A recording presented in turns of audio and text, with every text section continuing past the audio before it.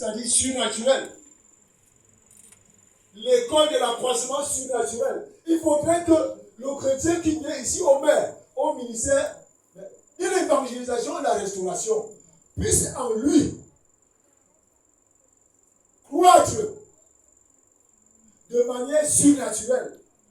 Qu'on remarque cela dans nos familles, dans nos maisons, dans nos lieux de famille, dans nos services, dans tout ce que nous entreprenons. Il le faut. C'est une école. C'est un ministère. C'est une science. C'est une discipline.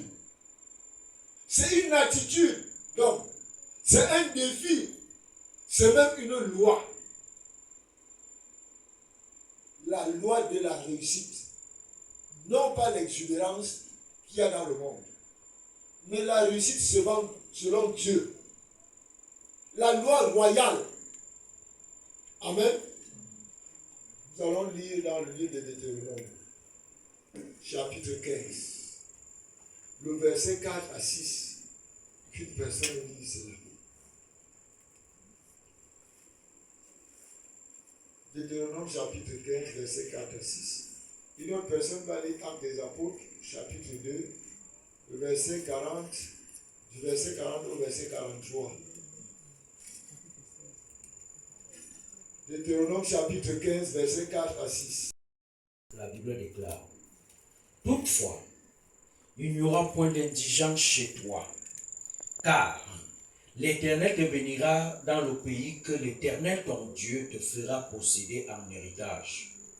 Pourvu seulement que tu obéisses à la voix de l'Éternel ton Dieu, en mettant soigneusement en pratique tous ces commandements que je te prescris aujourd'hui.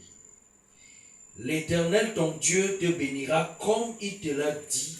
Tu prêteras à beaucoup de nations et tu n'emprunteras point.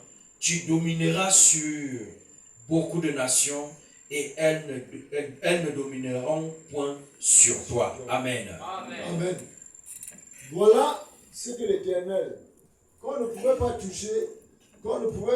toucher du doigt, on ne pouvait pas manger avec lui à table, on ne pouvait pas marcher avec lui. Voilà les promesses du Seigneur pour l'accroissement surnaturel de chaque chrétien, surnaturel. Et Actes des Apôtres, chapitre 2, verset 40 à 43. Actes des Apôtres, chapitre 2, à partir du verset 40. Pierre leur adressait encore beaucoup d'autres paroles pour les convaincre. Acte 2. Oui, c'est ça. 40, Acte chapitre 2, à partir du verset 40. Pierre leur adressait encore beaucoup d'autres paroles pour les convaincre et les encourager. Et il disait: acceptez le salut pour n'avoir pas le sort de ces gens perdus. Un grand nombre d'entre eux acceptèrent les paroles de Pierre et furent baptisés. Ce jour-là, environ 3000 personnes s'ajoutèrent au groupe des croyants. Verset 42. Tous s'appliquaient fidèlement à écouter l'enseignement que donnaient les apôtres, à vivre dans la communion fraternelle, à prendre part au repas commun et à participer aux prières. Enfin, le dernier verset. Chacun ressentait de la crainte, car Dieu accomplissait beaucoup de prodiges et de miracles par l'intermédiaire des apôtres.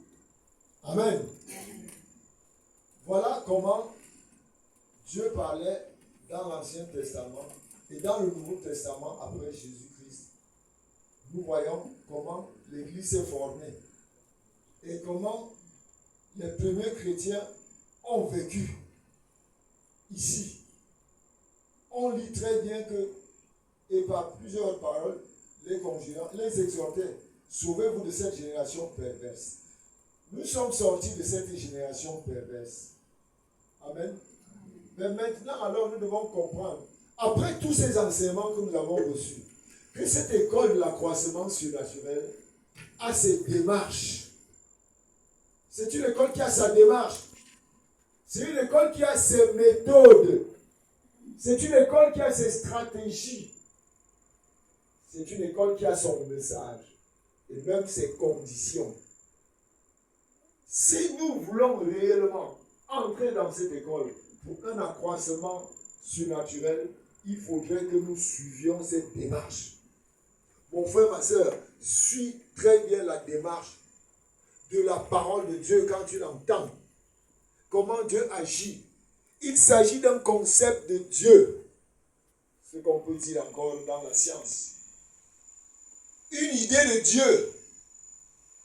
Nous l'avons vu dans le livre de Josué, comment Dieu a dit. Josué 1:8. Que ce livre de la loi ne s'éloigne point de ta bouche. Médite-le jour et nuit.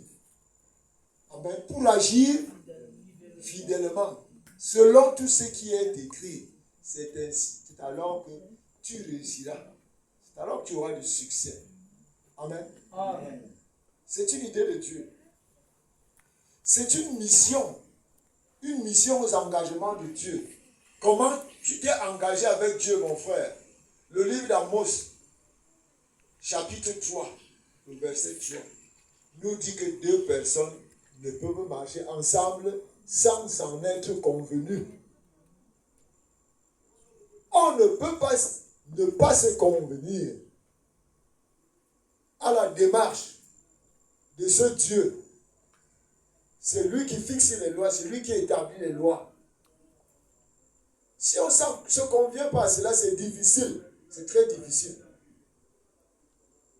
Ici, il s'agit de connaître son auteur. Ici, il s'agit de le comprendre. Ici, il s'agit de l'apprécier et le servir. Le servir, c'est quoi? C'est faire sa volonté. Amen. Amen. Donc, cette école d'accroissement surnaturel, c'est-à-dire que tu accrois surnaturellement dans tous les domaines. L'accroissement surnaturel, c'est-à-dire on te voit croître dans tout ce que tu entreprends. Et tu deviens béni plus que le fils d'Abraham même, qui était Isaac. C'est-à-dire que tu t'accrois, tes côtes s'élargissent, tes choses marchent. Quand les gens regardent, au fond, on retrouve quelque chose, on sait qu'ici il y a quelque chose. C'est une mission déterminante pour les desseins éternels de notre Dieu. Nous allons également ouvrir le livre de Éphésiens chapitre 1, du verset 3 au verset 14. Nous allons essayer de scruter ce qu'il y a là.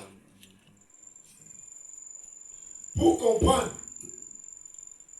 nos droits dans l'accroissement surnaturel, nous avons des droits là. Il y a des promesses. Éphésiens chapitre 1, le verset 3 au verset 14. Nous pouvons aller plus loin. Nous allons prendre tout cela. Éphésiens, c'est après Galates. Oui, qu'une personne lise le verset 3. Éphésiens chapitre 1, à partir du verset 3. Louons Dieu, le Père de notre Seigneur Jésus-Christ.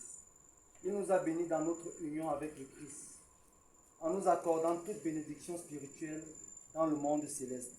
Avant la création du monde, Dieu nous avait déjà choisis pour être siens par le Christ, afin que nous soyons saints et sans défaut à ses yeux. Dans son amour, Dieu avait décidé par avance qu'il ferait de nous ses enfants par Jésus-Christ. Dans sa bienveillance, voilà ce qu'il a voulu. Louons donc Dieu pour le don magnifique qu'il nous a généreusement fait en son Fils bien-aimé. Verset 7. Car par le sacrifice du Christ, nous sommes délivrés du mal et nos péchés sont pardonnés. Dieu nous a ainsi manifesté la richesse de sa grâce, qu'il nous a accordée avec abondance, en nous procurant une pleine sagesse et une pleine intelligence. Verset 9. Il nous a fait connaître son plan secret. Dans sa bienveillance, il avait décidé par avance de réaliser par le Christ. Ce plan que Dieu achèvera à la fin des temps consiste à réunir tout ce qui est dans les cieux et sur la terre sous un seul chef qui est Jésus-Christ. Verset 11. Dans notre union avec le Christ, nous avons reçu la part qui nous était promise. Car Dieu nous avait choisis par avance, selon son plan, et Dieu réalise toutes choses conformément à ce qu'il a décidé et voulu. Verset 12. Louons donc la grandeur de Dieu, nous qui avons été les premiers à mettre notre espoir dans le Christ.